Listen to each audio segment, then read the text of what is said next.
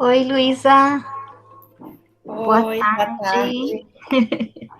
Tudo bem? Tudo bem? Obrigada por ter aceitado o nosso convite, né? Imagina, é um prazer. Acho que posso falar, né, que é um momento que você está atravessando, assim, de esses últimos dias aí, de perder uma colega, né? Sim. Vocês devem ter visto no noticiário que faleceu a ginasta Ana Paula Schaeffer, né? Que era colega da Luísa. E a Luísa foi viajar até Toledo, retornou agora para poder participar do encontro com a cultura japonesa. Como o Yoshihiko estava dizendo agora há pouco, né? A Luísa vou conhecer hoje. O Shiro-san, que é o pai da Luísa, nós tivemos a oportunidade de conhecê-lo em 2009, né? Ele veio ajudar a gente lá a fazer a exposição na Semana Cultural Japonesa, e desde então toda vez que a gente pede, ele está sempre à disposição. E sempre que eu encontrava com o Shiro-san, ele falava da Luísa, e acho que da sua irmã também, que era ginasta, né? E ele tem muito orgulho da Luísa, assim, e eu queria muito conhecer mais assim as coisas que a Luísa fazia. E recentemente vi uma live dela na Secretaria Municipal de Esportes, que ela conta a trajetória dela, e eu achei que era bastante assim inspiradora para todos nós, né? Por favor, Luísa. Então, eu tô com um apartamento aqui em obra e tem um pouco de barulho. Espero que vocês consigam me escutar. O que eu pensei em trazer para vocês, pensando na questão do esporte e saúde, é apresentar a modalidade da ginástica rítmica, que eu não sei se todos vocês conhecem o que é a ginástica rítmica. Muita gente confunde a ginástica rítmica com a ginástica artística, que é da Daiane dos Santos, do Diego Hipólito, né, que tem muitas acrobacias, mas a rítmica não, a rítmica é diferente. Tá? Então, inicialmente, eu pensei em apresentar a modalidade, depois contar um pouquinho da minha história na ginástica, mostrar alguns vídeos que eu separei da época que eu competia. Não tem muita coisa, né? Principalmente ali dos primeiros anos, que eu estava na seleção, não era tão fácil, né? De ter gravação, de passar na internet, passar na televisão, era mais difícil, assim. Então, eu tenho menos registros ali do início. E daí, no final, assim, se alguém quiser perguntar alguma coisa, perguntar, a gente tem pouca gente hoje, perguntar ali pelo chat, né, se tiver alguma dúvida. E se o pessoal estiver empolgado, eu posso também passar alguns movimentos de ginástica, né, mas enfim, também fica a critério de vocês, tá? Eu vou compartilhar aqui a minha tela.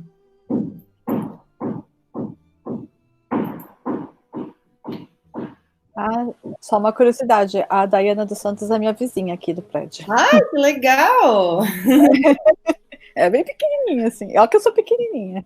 Ai, que legal! Eu treinava na seleção na época que ela era da seleção também.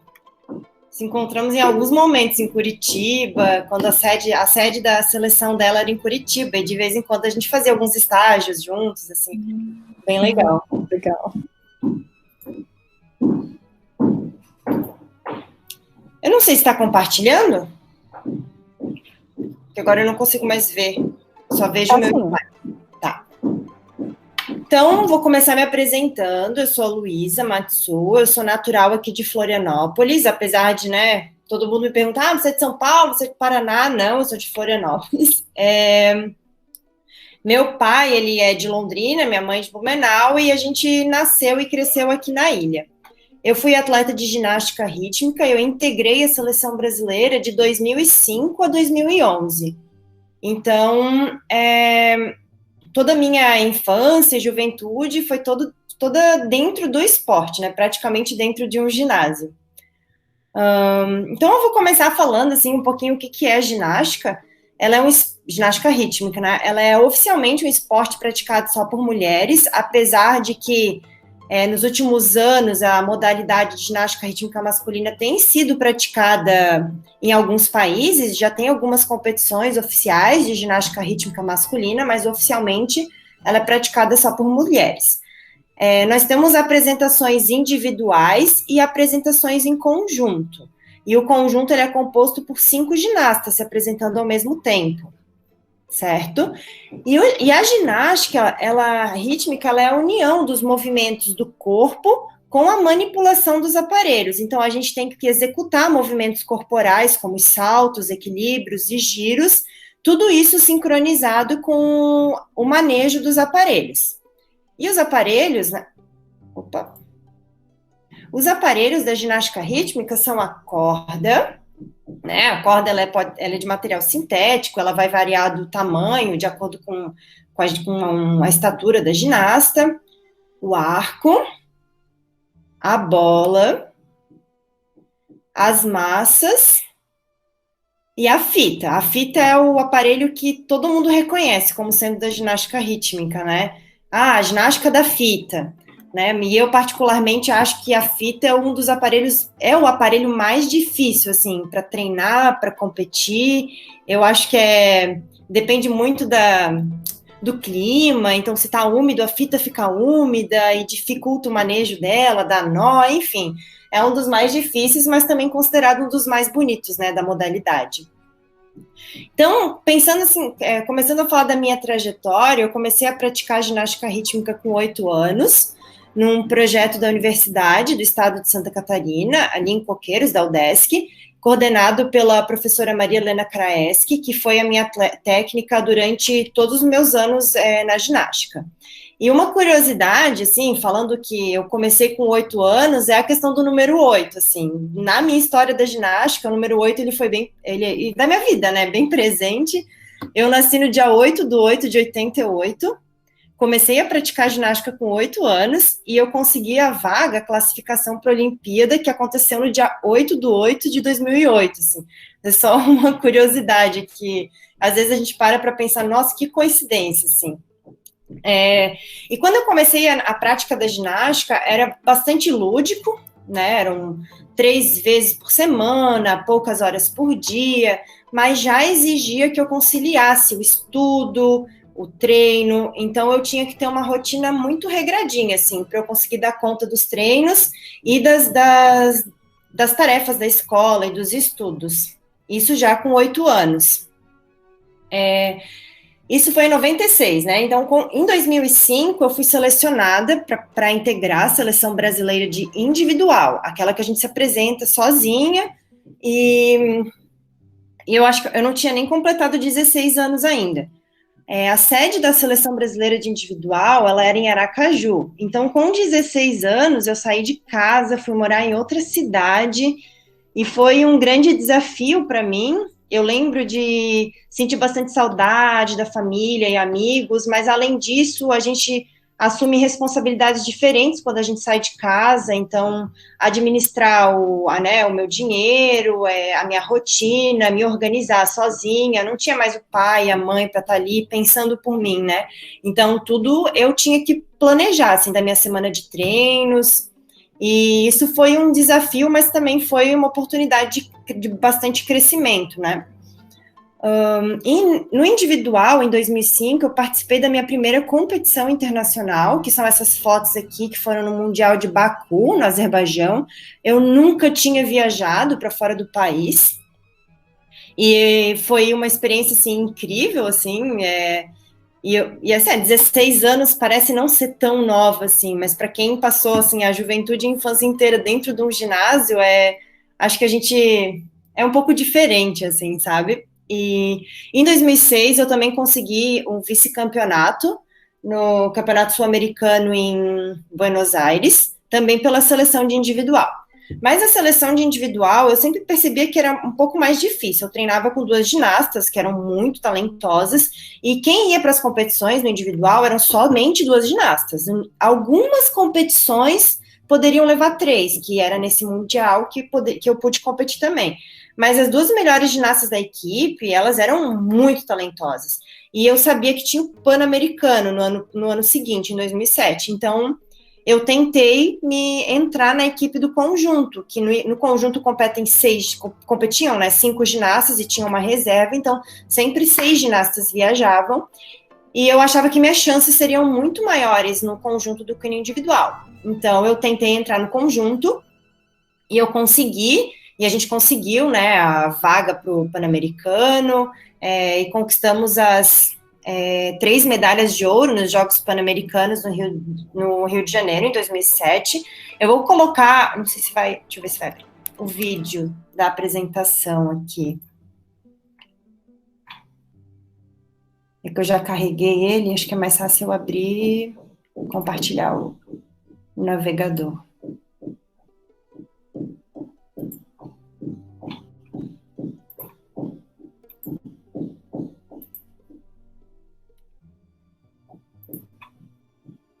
Ixi, travou aqui.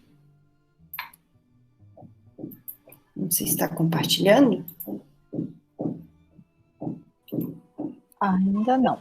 Valer medalha de ouro. Agora Deu? Não deu? Deu uma travada aqui no meu. Espera aí. Torcer. Daniela, a Tayane, a Luísa, a Marcela, a Nicole e a Natália.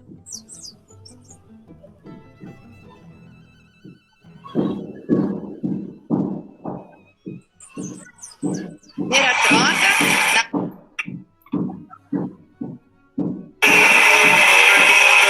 Toda sorte para essas 5 moças.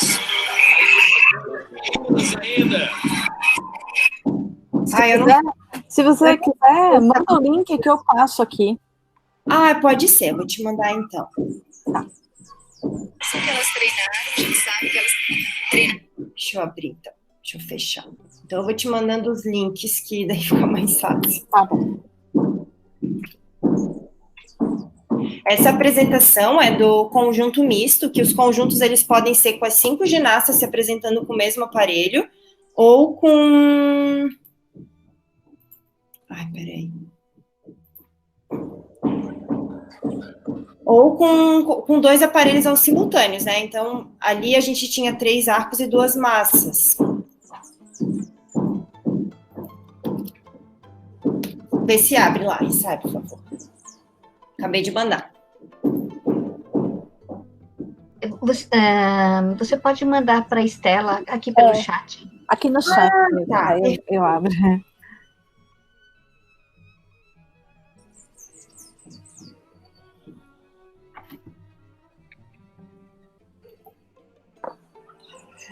Espera aí, agora eu vou compartilhar a tela. Só um minutinho.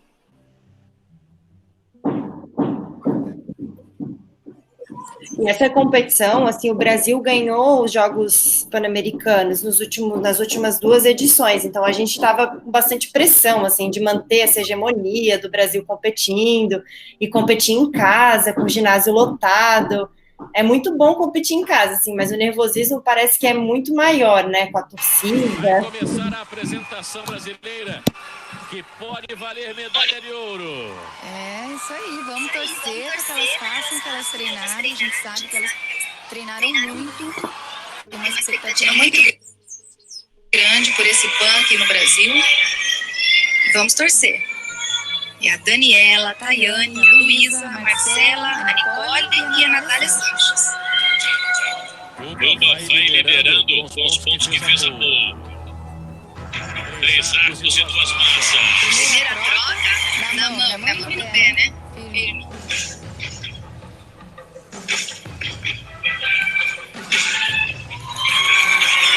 Boa, dificuldade. Agora uma colaboração. Você depende de uma amiga para poder realizar o seu movimento.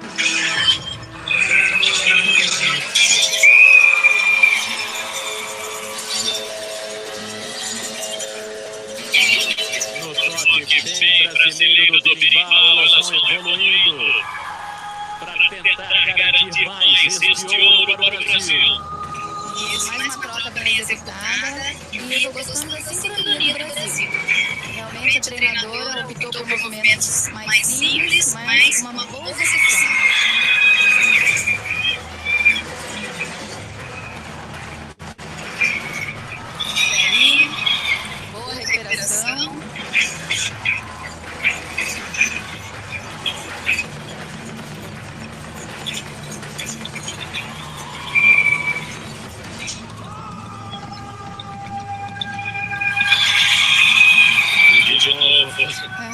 o coração disparando, a respiração acelerando quando elas jogam os arcos e as massas pro alto. Nossa, imagina o treinador, então. Mônica Queiroz deve estar com o coração na boca também. Esse é um momento muito bonito da fotografia do Brasil. Você viu, né? Essa aqui à direita vinha com 2 arcos e nas mãos e um no pé. E foi perfeita a passagem dos arcos. Muito bem lançado.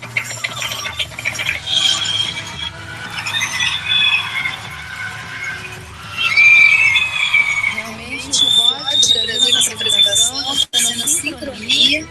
Olha isso. Muito bem. Pode deixar de com dor de cabeça cada vez que há essa troca. Olha aí de novo. Perfeita de novo.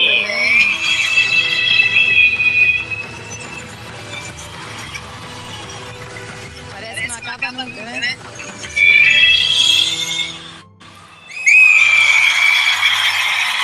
Elas estavam um pouco atrasadas com a Acho que daí já pode parar que o vídeo é mais longo. Daí eles colocam os reprises em câmera lenta. E nessa apresentação a gente conseguiu medalha de ouro. E vocês perceberam, né, que estava um pouco difícil porque a qualidade do vídeo não está muito boa. Mas ali os aparelhos eram as massas e o arco. Então, a todo momento a gente está trocando de aparelho. E o que acontece no conjunto, quando a gente lança o aparelho para alguém, a gente tem que lançar com muita precisão. Então, para que essa pessoa consiga recuperar com tranquilidade esse aparelho, que esse aparelho não caia no chão, que daí seria uma falha grave de execução. Então, isso exige que a gente tenha muitas horas de treino e muitas repetições para que a gente consiga ter essa precisão em todos os movimentos. Na seleção brasileira, a gente treinava, em média, de 8 horas por dia. E daí, pela manhã e pela tarde, e estudava pela noite. Então, era mais complicado ainda de conciliar com os estudos. Deixa eu continuar aqui.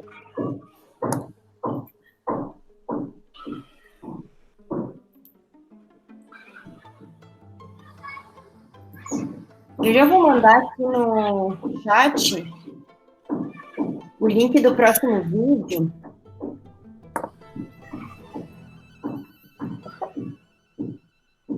Eu não sei se está compartilhando, acho que está, né? Tá. Então, em 2008, nesse mesmo ano ali, em 2007, a gente foi para o Mundial Pré-Olímpico, a gente conseguiu a vaga para a Olimpíada de 2008. E em 2008, assim, consegui realizar o meu sonho, acho que o sonho da maioria dos atletas, de estar participando desse maior evento esportivo do mundo. Foi muito gratificante, assim, é uma recompensa por muitos anos de dedicação e de muito esforço. Como eu comentei antes, são 8 horas de treino por dia, são 2 períodos, né? Então, a gente respira ginástica e, normalmente, quando a gente tem essas competições muito importantes, a gente opta por ou trancar a faculdade para ter aquele semestre bastante dedicado aos treinamentos, até porque se a gente incluir ali a fisioterapia, daí já fica o horário, né, o tempo disponível do dia fica muito apertado. Então, nesses períodos preparatórios para a Olimpíada, a gente respirava ginástica e o foco total era para o nosso desempenho. Tá? A apresentação da Olimpíada, ela foi uma apresentação de um conjunto simples, para vocês terem mais um exemplo, né? Então, aquela que a gente assistiu antes era o conjunto misto de arco e massas, e a da Olimpíada, nesse link que eu botei ali, é o conjunto de 5 cordas.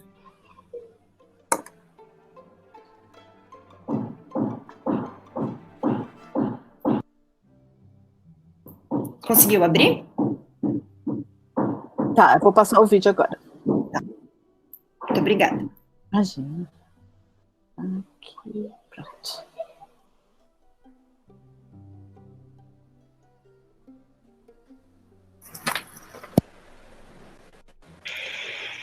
Brazil, taking the floor with just one piece of this evening. Another one tomorrow. These qualifiers. Brazil have made the final. Twice in the group competition. 2000. Twice again in 2000. And they did it again in 2004. 8th. And they finished in the 8th position.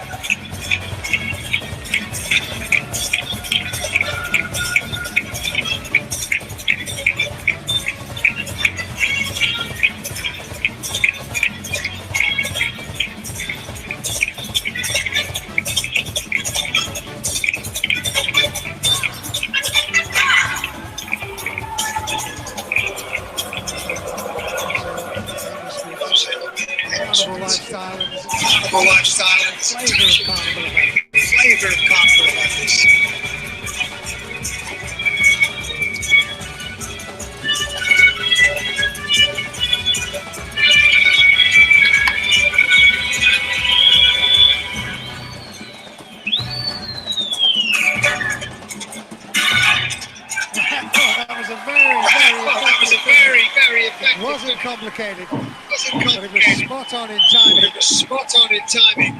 Lovely touches, interesting. Lovely touches, interesting variation Of Pode formations and pegar, patterns. formations. pausar que ele traz ali o reprise. E participar da Olimpíada, para mim, foi como eu já tinha falado, né, foi muito gratificante, né, considerando a minha história como atleta, e era o meu objetivo desde que eu comecei, acho que desde os meus primeiros anos de treinamento, eu mal sabia o que era a Olimpíada, e eu já tinha dentro de mim que eu queria muito participar, não imaginava que fosse acontecer em 2008, mas as oportunidades foram aparecendo, e eu fui, mesmo assim, com insegurança, ou até com medo, porque eu era muito nova, eu fui agarrando essas oportunidades e consegui atingir esse meu objetivo. Depois da Olimpíada, a gente fica muito cansada, né? É muita dedicação. Então, em 2009, eu fiz um intervalo na seleção, eu voltei para o meu clube, treinei no meu clube, e retornei para a seleção novamente em 2010 e 2011. E daí, deixa eu abrir aqui. Então, em 2011, a gente tinha, novamente, né, porque os Jogos Pan-Americanos, eles acontecem de 4 em 4 anos. Então, lá, em 2007, aconteceu os Jogos Pan-Americanos do Rio. Então, 2008, Olimpíada, 2010, 2009, aquele ano meio de transição, assim, eu acabei saindo da seleção. E daí, 2010, 2011, a gente estava ali se preparando novamente para os Jogos Pan-Americanos.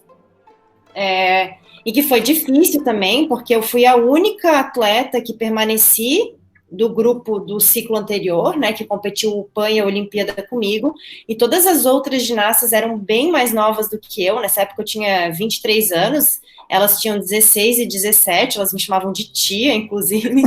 Era bem difícil, porque eu que tinha que colocar os pés delas no chão e tranquilizá-las, e esse papel quem fez na minha equipe era a ginasta mais experiente também.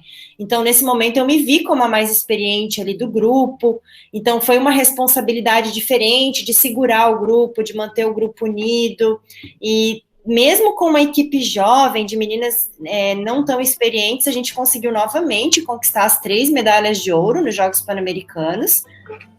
E em 2011 também eu ganhei o troféu Guga Kirten em reconhecimento a esse ano, né, com muitas conquistas.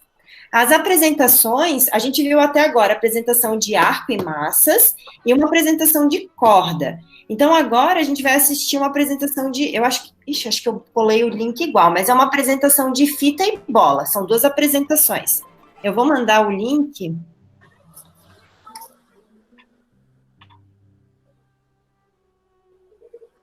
Eu vou botar a apresentação de bola primeiro e deixar de fita por último para a gente encerrar.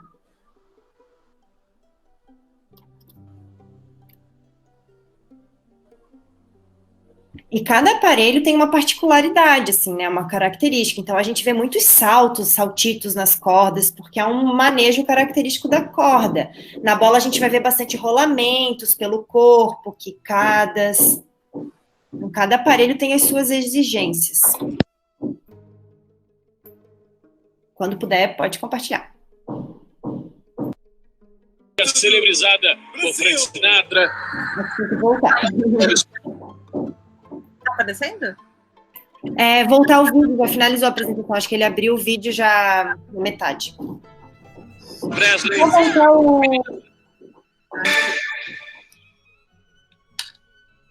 Agora o Brasil. Boa sorte para as meninas. Daiane, Débora, Adriele, Eliane e Luísa. Treinadas pela Camila Ferezin, que foi ouro como atleta em 99, em Winnipeg.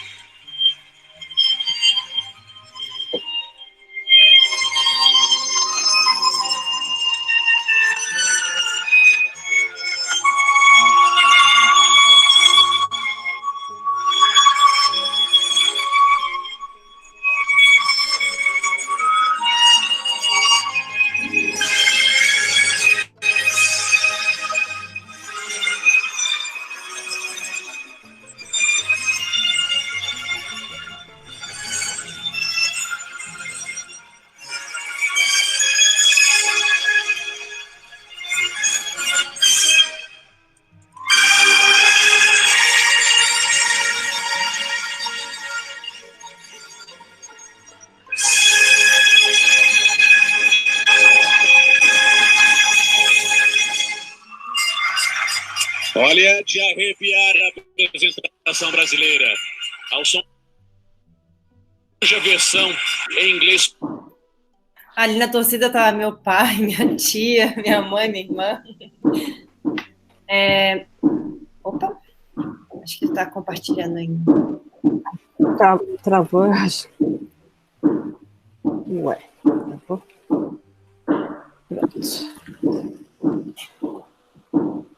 Ali no aparelho bola a gente vê mais rolamentos, enfim, mais picadas. Então, como eu tinha comentado, cada aparelho tem uma característica. Então, é muito comum também uma ginasta se identificar com o aparelho, né? Ali nesses Jogos Pan-Americanos, a gente também fez uma apresentação do conjunto misto. Esse era o simples, com 5 bolas. E a apresentação do conjunto misto, que é fita e arco. Aí eu vou botar o link do conjunto de fita e arco para vocês só verem uma apresentação com a fita. Eu vou ver uma pergunta aqui da Insight. Quando participa de campeonatos assim, precisa fazer todos os estilos ou concorre com o estilo somente? As competições oficiais, a gente tem que fazer as 2 apresentações. 5 bolas e a apresentação simples e a apresentação mista. E daí o que acontece? O conjunto campeão é aquele que tem a nota maior no somatório dessas 2.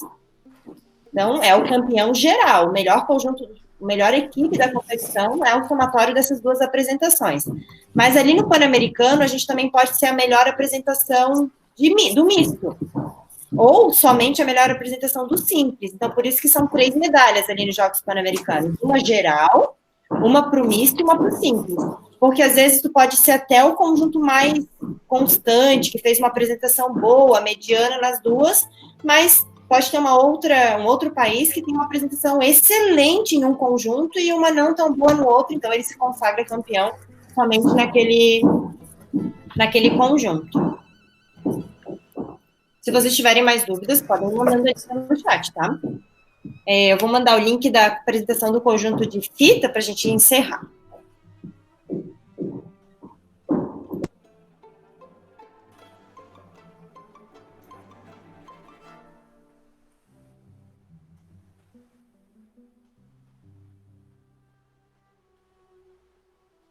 Já vai abrir, só um minutinho. Então, uma das características da fita é que ela nunca pode parar de se movimentar. Então, a fita não pode estar ali no chão, né, parada. Tem que estar sempre fazendo manejo, seja uma espiral, uma serpentina, um movimento de bolinha, enfim, ela nunca pode estar parada durante a apresentação.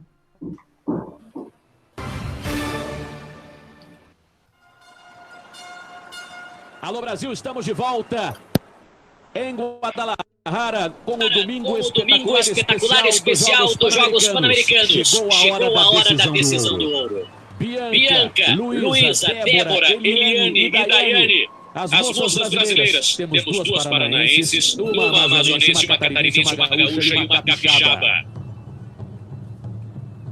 3 fitas e 2 arcos. O Brasil foi a melhor nota da primeira apresentação, as 5 bolas. Somadas as 2 notas, Canadá em primeiro, Cuba em segundo. O Brasil agora se apresenta para sustentar a primeira posição e ganhar o segundo ouro da delegação brasileira aqui no PAN e o tetracampeonato por equipes da ginástica rítmica. Vamos ver a apresentação das brasileiras.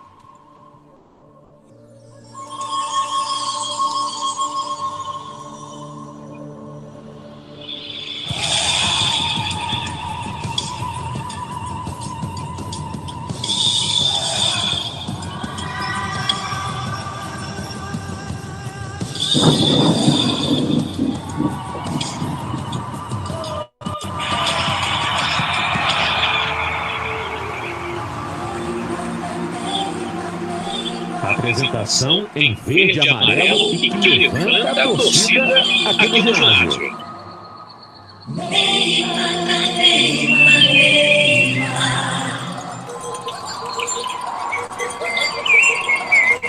Olha que caiu uma fita. Quem foi que deixou cair, Angélica? A Daiane. Tomara que não faça falta na nota.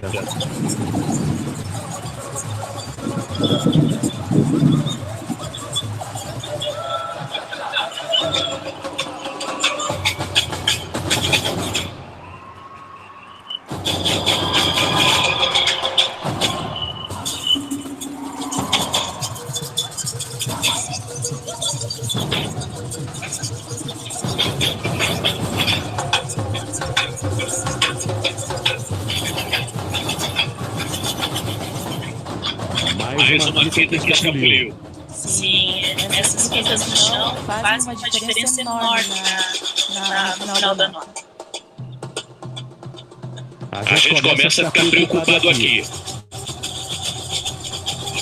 Tomara que não façam falta essas duas punições. Tem uma terceira aí. Podemos ter 3 punições. E aí o fim da apresentação. Imagino agora o que não passa pela cabeça delas. As duas treinadoras, será que deu para medalha de ouro? O Brasil foi primeiro com as 5 bolas, mas agora pode ter punições. Só que a diferença em relação ao Canadá e a Cuba e aos Estados Unidos foi muito grande na primeira rotação. Já pode finalizar. Eu nem percebi que eu tinha botado o vídeo da semifinal. Que nem foi questionado, né? A gente faz 2 apresentações numa competição. A primeira apresentação, ela vai ser somada para dar o campeão geral. E a segunda apresentação, que é a final, vão dar os campeões de cada um dos conjuntos. Então, a gente fez uma apresentação excelente na bola e a gente teve falhas no conjunto de fita. Só que quando a gente somou as 2 notas, a nossa média, a somatória ficou um pouquinho acima, acho que, dos Estados Unidos. Então, foi por pouquinho que a gente não conseguiu, porque a gente teve falhas nessa primeira apresentação. Depois, na final, a gente conseguiu executar bem certinho, sem falhas, o conjunto misto. Mas competição é assim, né? Acontece, a gente tem que aprender a lidar com as falhas, a gente teve que controlar o nosso emocional para, no dia seguinte, apresentar de novo essa mesma série e não cometendo aqueles erros. Durante a apresentação, bem... Quando a gente erra, normalmente a gente fica nervosa e quando a gente treina, a gente se prepara para o erro também. Então, aconteceu uma falha, no treino a gente já treinou todas as falhas possíveis, porque de tanto que a gente repete, todas as possibilidades de erro, a gente acaba treinando também o que a gente faz para sair daquele erro e continuar a série. E isso dá segurança. Então, às vezes acontece mas é comum, às vezes, realmente, a cabeça não está muito focada ou o emocional está um pouco abalado de acontecer esse erro e ser um desastre a apresentação depois.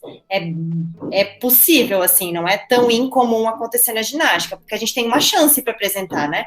São 2 minutos e meio, então a gente treina lá o ano inteiro, 8 horas por dia, para a principal competição do ano, para se apresentar por 2 minutos e meio. Então, muitas horas ali para 2 minutos e meio a gente poder mostrar o tanto que a gente treinou. E, às vezes, fatalidades acontecem, né? Nesse mesmo ano, a gente perdeu a vaga para a Olimpíada no Campeonato Mundial. Eu não botei esse vídeo, mas é essa mesma apresentação e o nosso estilete quebra, porque a fita, ela é de cetim e ela é presa no estilete, que é um pauzinho. E no meio da nossa apresentação, desprendeu. Então, a gente não conseguiu, assim, a gente teve uma penalidade muito alta, porque a gente teve que tirar a fita, jogar para fora da quadra, pegar uma fita reserva e continuar a apresentação. A gente continuou a apresentação bem, só que aquele erro foi muito grave. E foi uma fatalidade, ninguém esperava que fosse isso acontecer. Então, a gente perdeu também a vaga olímpica por causa dessa falha. Tem acompanhamento de um psicólogo. Na minha geração, ali até 2012, o ciclo da Olimpíada de Pequim, que era em 2008, e da Olimpíada de Londres, que aconteceu em 2012, nesses 2 ciclos a gente ainda não tinha uma estrutura na seleção brasileira. Então era ginasta e técnico. Eles davam a estrutura de ginásio, aparelho, colãs, né, local para a gente morar, para a gente treinar, mas a gente não tinha psicólogo, nutricionista, fisioterapeuta, toda essa equipe, né, que deveria estar acompanhando o atleta. Naquela época, a Confederação Brasileira ainda não tinha essa estrutura. Então, eu não sei como a gente conseguia, enfim, né, Hoje eu olho para trás e eu penso o quanto faria diferença se a gente tivesse acompanhamento desses outros profissionais. Mas, atualmente, as ginastas, elas têm um psicólogo especializado, uma nutricionista, fisioterapeuta, toda uma equipe que acompanha as meninas, assim, semanalmente, mensalmente. E a gente evolui, né? A confederação evolui, o investimento evolui também. tudo deve doer muito. Depende da época. Normalmente, quando a gente treina, volta de período de férias, tudo fica muito mais difícil, porque o teu corpo estava condicionado, então a gente passa o período para descansar e quando retorna dói bastante. As questões de mas em geral, a flexibilidade acostuma. A gente não sente dor para fazer os movimentos de flexibilidade, porque treina tanto todo dia que se torna muito natural. Mas, claro, né, eventualmente acontece uma lesão ou outra, enfim, essa é a parte mais difícil, né, um atleta ter que ficar sem treinar, e era o que a gente mais sofria. Dentre os treinamentos das ginastas, vocês também estudam música, porque sempre que assisto, vejo que a ginástica rítmica possui música como membro fundamental de tudo, e sempre me passa a impressão de que todos estudam música também.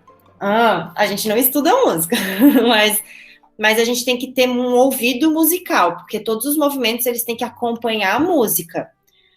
Além disso, a gente tem que interpretar a música. Então, a gente não vai, dependendo do estilo que a gente está usando, os nossos movimentos têm que se adequar à nossa expressão facial, à nossa expressão corporal, à intensidade do movimento, à velocidade. Tudo tem que estar de acordo com a música. A série não pode estar tocando uma música de fundo, por exemplo. Toca a música de fundo, a ginasta faz lá a apresentação, não tem nada a ver o movimento com a música. Então, tudo tem que estar bem sincronizado. É normal que quando acontece aquelas falhas que a gente viu, a gente perca um pouquinho esse tempo da música. Se a gente termina depois da música, a gente tem penalidade. Se a gente tem alguma falha, atrasou um pouquinho, a gente tenta correr com a série, fazer mais rápido, mas se terminar depois da música, a gente tem uma penalidade também. Acho que era mais alguma dúvida, se vocês tiverem. Daí eu já vou encerrar com alguns outros pontos, assim, que eu tenho só uma última dúvida, vou falar aqui que é mais rápido. Eu conheço uma família de esgrimistas aqui, né, no Brasil, e lógico que no começo a família sempre tirava dinheiro do bolso para eles poderem competir, né, porque sempre teve pouquíssimo patrocínio, né, para esse tipo de esportes aqui no Brasil, porque não é um futebol, um vôlei. E como que é para a ginástica rítmica essa questão? Assim também. Mesmo depois, assim, das medalhas no Pan-Americano, a gente ganhou um pouco de visibilidade, porque o Pan-Americano aconteceu no Brasil, no Rio, só que mesmo assim, meus pais levavam meu currículo de porta em porta e nunca tive um patrocínio. E no início da carreira, quem financiava tudo eram os meus pais, sapatilha, viagens, então não era fácil, e é complicado, porque sem esse apoio a gente pode perder muitos talentos aí, né, de pessoas que não tinham condições de estar proporcionando essa vivência para os seus filhos, famílias, enfim, e o apoio da minha família foi fundamental para que eu conseguisse agarrar essas oportunidades que apareciam. Até mesmo na seleção, a gente tinha o básico, mas os meus pais que me mandavam dinheiro para eu ter um lazer, por exemplo, né, para que eu tivesse um lazer lá, vamos no cinema, não tinha dinheiro, meus pais que tinham, e na seleção a gente não tinha um salário, assim, a gente tinha uma ajuda de custo na época, em 2005, né, 15 anos atrás, eu ganhava uma ajuda de custo para me manter lá de R$250 na seleção brasileira, então aqueles R$250 não duravam nem 15 dias, assim, sabe, para eu fazer, se eu quisesse fazer mais, para eu me divertir, de certa forma, né, porque imagina, só treino, não tem como sobreviver lá. Mas essa é uma parte bem complicada e continua difícil. Não continua difícil, assim, é bem difícil encontrar uma empresa que patrocine. Tem aquelas leis de incentivo ao esporte que algumas empresas conseguem abater do imposto e daí, nesse caso, assim, algumas equipes conseguem ter esse suporte. A gente tem a Fundação Municipal de Esportes, que tem um orçamento direcionado para a equipe, para sustentar a modalidade aqui em Florianópolis. As universidades, o vínculo com a universidade, a equipe daqui, por exemplo, tem um vínculo com a Universidade do Estado de Santa Catarina, e tem projetos de extensões, então a gente tem estagiários trabalhando lá, auxiliando para manter a modalidade aqui também. Mas é um ponto bem complicado, assim, para modalidades que não são futebol. Obrigada.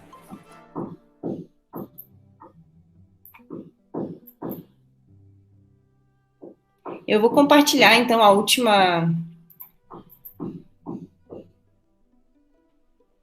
coisa que eu queria falar, que apesar de todos os sacrifícios, enfim, a gente tem muitos aprendizados nessa vivência dentro do esporte, que a gente leva para tudo que a gente, para a nossa vida, assim, para a nossa profissão, para os nossos relacionamentos.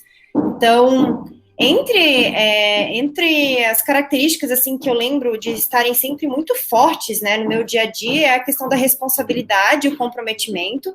Então, a gente assumia um compromisso com a equipe, com minha técnica, com minhas colegas de treino, todos lá estavam se dedicando para um objetivo em comum e assumiam esse compromisso. Então, a gente não podia sair, largar a equipe, ou não treinar bem, ou não se dedicar. Claro, tem dias e dias, tem dias que a gente treina um pouco melhor, um pouco pior, mas todo mundo querendo sempre dar o seu melhor.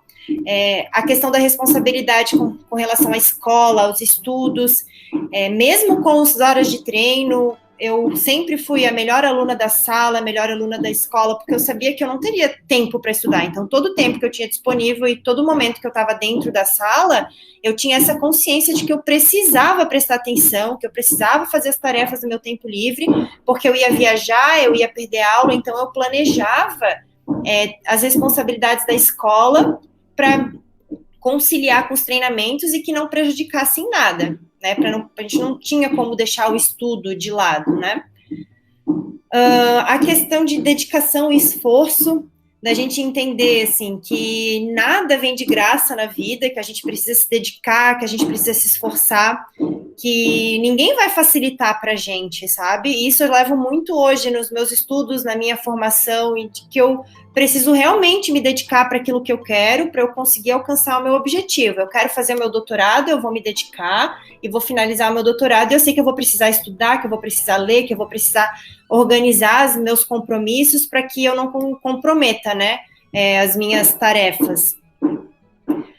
A questão da paciência também, de entender que tem o nosso momento, principalmente no início da minha carreira. Eu via ginastas se sobressaindo muito e eu também queria ser uma vitoriosa, mas a gente quer ganhar, mas a gente tem que entender que tudo tem sua hora, né? E o meu momento chegou depois, e a gente tem que ter paciência e entender. Muitas meninas se sobressaíam antes de mim, ou meninas que eu admirava, e eu pensava, nossa, um dia eu quero ser que nem ela, e a gente tem que ter paciência para esperar o nosso momento, esperar o momento certo. E com relação ao respeito, né, eu acho que o esporte te proporciona muito isso, de respeitar o seu técnico, respeitar seus colegas, e respeitar o seu oponente. Então, eu nunca tive sempre bons exemplos dentro da minha equipe de que a rivalidade, ela é dentro da quadra. E fora da quadra, a gente respeita a pessoa que a gente está competindo. A gente deseja sempre o melhor para quem está competindo contra a gente. Porque a gente quer ganhar quando o nosso adversário consegue fazer o seu melhor. E eu lembro da minha sensação. Eu não tinha uma sensação a sensação era diferente quando eu ganhava das minhas adversárias e elas erravam, sabe? O significado para mim era muito maior quando elas conseguiam também dar o seu melhor, né? A competição é isso, claro, né? Tem dias e dias, assim, aconteceu uma falha, ok, tudo bem, mas a gente aprendia muito a respeitar o próximo. E esses são alguns dos valores que o esporte me proporcionou, e não somente a ginástica, né? Acho que está inserido dentro de uma modalidade esportiva, competitiva ou não, né? De alto rendimento ou não, nos proporciona muitos aprendizados. Eu tinha planejado isso, até demorei mais do que eu imaginava. Tinha pensado em alguma parte prática, assim, mas acho que não vai dar mais tempo. Mas se vocês tiverem alguma dúvida, esse é o meu e-mail, tá? Alguma dúvida sobre locais para praticar ginástica, ou alguma dúvida mesmo da história, ou enfim, da modalidade, podem me mandar. E é isso, espero que vocês tenham gostado e que tenham adquirido algum conhecimento a mais, né, sobre a ginástica rítmica, que é um esporte que fez parte da minha vida por tanto tempo e continua fazendo, e que eu acho lindo demais e eu amo tanto.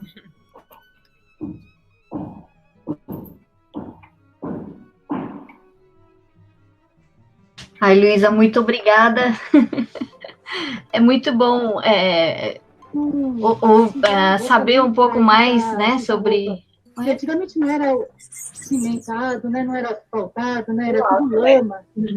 Então, para evitar sujar o kimono, então Quem é que tá usavam falando? detalhes, né? Porque ele tem essa parte mais alta, né? Então, evitava de sujar. Estela que tá falando? Da onde vem essa voz? É o áudio, a gente tem que fechar o áudio. Fechar o microfone. Mas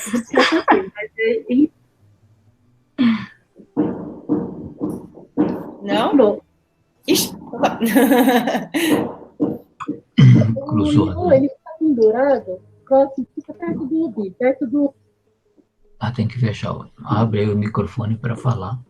Tá aberto? Tá aberto, pode falar. Oi, Luísa, tudo bem? Não te conheço pessoalmente, mas a sua fama já passou aqui. Agora virou um ornamento, mas antigamente... Quem é que está com o microfone aberto? Não, é um YouTube, hein?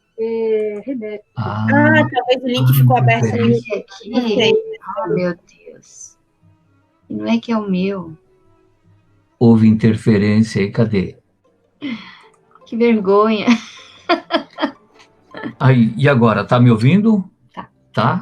Agora então, como eu falava, não te conheço pessoalmente, estamos nos conhecendo agora no vídeo, né? Mas a sua fama já chegou aqui em casa. Acho que quem é do mundo do esporte aqui em Florianópolis, Santa Catarina e do Brasil, conhece o nome Luísa Matsuo, né? Muito obrigado por você ter se disposto a falar nesta tarde, né? Nós sabemos que o seu estado de espírito com o que aconteceu sexta-feira, sábado, né? Você não está assim como você desejaria, né? Então, nós agradecemos bastante. E uma curiosidade, você falou no número 8, sabe que na mitologia japonesa o número 8 é o número mais presente. Já ouviu falar nisso ou não? Já ouvi, sim, é um número de prosperidade, de sorte, eu não sei. Quando eu fui para a Olimpíada, eles fizeram uma matéria sobre isso. Eu também nunca tinha parado muito para pensar, mas depois que eu li a matéria, era a menina do 8, eu acho, alguma coisa assim. Daí eu fiquei refletindo, daí depois que eu parei para pensar, meu Deus, como assim? Na mitologia japonesa, a principal passagem que eu me lembro, tem um deus chamado Susanoo, que ele mata um monstro que tinha cabeça de dragão. Ele tinha 8 cabeças e 8 caudas. E aí, por que ele resolve matar? Porque ele encontra um casal de velhinhos que estavam chorando, né? E ele pergunta, mas por que vocês estão chorando? Olha, é que nós tínhamos 8 filhas, e todo ano esse monstro vem e devora uma das nossas filhas, e nós estamos chorando porque a 8ª filha também está chorando, porque o monstro está para vir, né? Aí esse Deus fala, olha, deixa que eu mato esse monstro. Aí ele pede para os aldeões fazerem 8 barris de saquê, destilado 8 vezes, e ele pediu para colocar em cima de 8 plataformas, atrás de 8 portas, sustentada por 8 batentes. E aí chega o monstro, ele sente o cheiro do saquê, ele mergulha cada cabeça atrás de cada porta, e ele vai lá e decepa o monstro, corta as 8 cabeças e as 8 caudas, né? Então, o saquê é a primeira vez que aparece na mitologia japonesa, numa escritura do ano de 712, né? E é também quando o número 8 aparece assim de forma mais evidente, né? Então, eu acho que é um bom sinal para você, né? Que o número 8 vai te acompanhar, assim, trazendo bons agouros, né? Um sucesso muito grande para você. Muito obrigada pela história. Eu vivi muito intensamente a questão da ginástica e do esporte. A gente morou muito tempo, sempre morou longe da nossa família lá em Londrina, enfim. E a gente tem como objetivo tentar se aproximar mais da cultura japonesa. Eu falo pro meu pai, fala japonês com a gente. Ai, filho, eu não sei. Sempre foi assim, sabe? Mas que meu pai é mais novo dos filhos, então ele estudou menos o japonês, né? Os irmãos mais velhos tinham escola japonesa e tinha escola brasileira, que eles falam, né? E eles estavam indo mal na escola brasileira, então, né, meu avô disse que tinha que valorizar a escola brasileira, e acabou que meu pai relata que ele estudou menos japonês que os irmãos, então ele não consegue falar muito bem, assim, ele entende algumas coisas, mas ele nunca nos conseguiu nos transmitir muito, sabe? Um dos objetivos que a gente tem é tentar, né, resgatar um pouco disso, né, da nossa história, enfim, faz parte da gente, então tá nos nossos próximos objetivos. Legal, legal.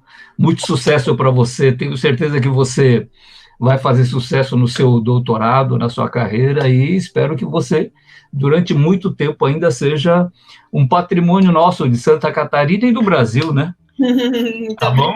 obrigada. Alguém gostaria de fazer alguma pergunta ainda? A Flora tinha caído. Miriam, eu falei com a Luísa sobre o Undokai, né, que a gente estava querendo, o pessoal de ginástica. A Luísa falou para a gente falar com ela na época, no período certo. Ninguém quer falar mais nada, pode se despedir. Né? Mais alguém? Eu vou falar só um pouquinho. Eu acho que a dificuldade também da Luísa em relação à questão de ser mulher, né? O esporte, como toda a nossa sociedade, acaba trazendo a mulher como menos, né? Não tem uma valorização da mulher em relação até mesmo a patrocínio, em relação a um salário, né? Então sempre acaba sendo menos, e daí por isso palmas para essas esportistas, para as mulheres que estão aí na batalha no dia a dia, trazendo o esporte como bandeira, trazendo o feminismo como bandeira e como necessidade mesmo para essa sociedade que a gente está vivendo, onde algumas coisas se tornam banais e não devem ser banais, né? A gente não deve aceitar como uma normalidade algo que desprestigia as mulheres, né? As mulheres estão aí, precisam ser valorizadas, e o esporte é uma bandeira que traz isso, embora alguns esportistas não o façam, né? Mas meus parabéns. Muito obrigada. E, com relação a a gente não tinha muita consciência disso na época, né? Mas hoje a gente olha para trás e vê o quão menos visibilidade a gente era uma modalidade feminina e não era uma modalidade conhecida, assim, sabe? Na época que a gente treinava 15 anos atrás. Hoje é mais fácil, porque tem as redes sociais, né? A informação está muito mais disponível. De certa forma, para a gente, até que foi bom não ter, para a minha geração foi bom, assim, não ter essa questão de rede social, porque nos blindou de muita coisa ruim também, né? Tem o seu lado positivo, mas também tem as questões negativas, e enfim, mas é uma boa reflexão, sim, que a gente tem que sempre ter em mente, né? Muito obrigada.